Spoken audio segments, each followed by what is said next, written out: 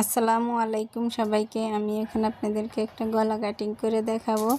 প্রথমে আমি 8 ইঞ্চি চওড়া বক্রম নিয়েছি। তারপর আমি বক্রমটাকে 2 ভাঁজে ভাঁজ করে নিয়েছি। এখন আমি 7 ইঞ্চিতে একটা দাগ টেনে নিব।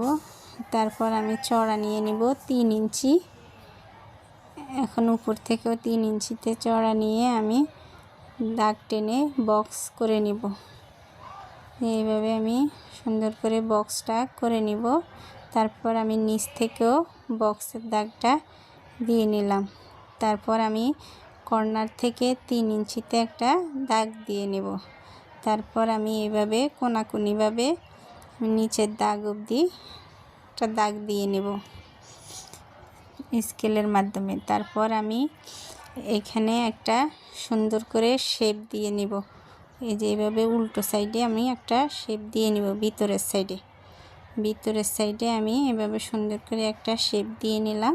শেপ অনুযায়ী আমি গলাটাকে এখন কাটিং করে নিব। আপনারা একটু খেয়াল করলেই বুঝতে পারবেন আমি কিভাবে শেপটা দিয়েছি। সব কিছু তো আর বলে বোঝানো যায় না।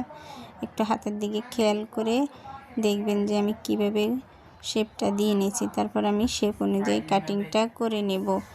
আপনারা যদি নিজেদের জামার গলাতে এই গলাটা দিতে চান তাহলে আপনারা নিজেদের পেজে শেয়ার করে রাখবেন, তাহলে পরবর্তীতে খুঁজে পেতে আর কোনো সমস্যা হবে না। এখন আমি 1 ইঞ্চি বক্রম বাড়তি রেখে বাহির থেকে কাটিংটা করে নিচ্ছি।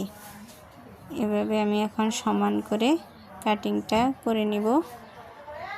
তারপর আমার গলাটা কাটিং রেডি হয়ে যাবে।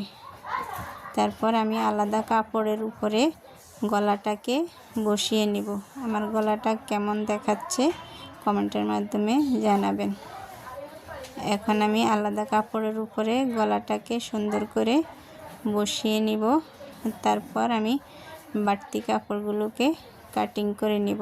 যারা ফেসবুক থেকে ভিডিওটা দেখছেন লাইক, শেয়ার, কমেন্ট এবং ফলো করে দিবেন। আর যারা ইউটিউব চ্যানেল থেকে আমার ভিডিওটা দেখছেন তারা অবশ্যই সাবস্ক্রাইব করে দিবেন। পাশে থাকা বেল আইকনটিকে প্রেস করে দিবেন, তাহলে আমি যে কোনো ভিডিও আপলোড দিলে সবার আগে আপনাদের কাছে নোটিফিকেশন যাবে। এখন আমি জামার গলার উপরে এভাবে গলাটাকে বসিয়ে নিচ্ছি মাঝ বরাবর। এটা আমাদের একটা আবায়া, নিউবর্ন বেবি মায়েদের জন্য। এভাবে আমরা 2 সাইডে চেন দিয়ে আবায়াটা সেলাই করে নিচ্ছি। আপনারা যদি আবায়াটার চেনগুলো লাগানো দেখতে চান, সেলাইটা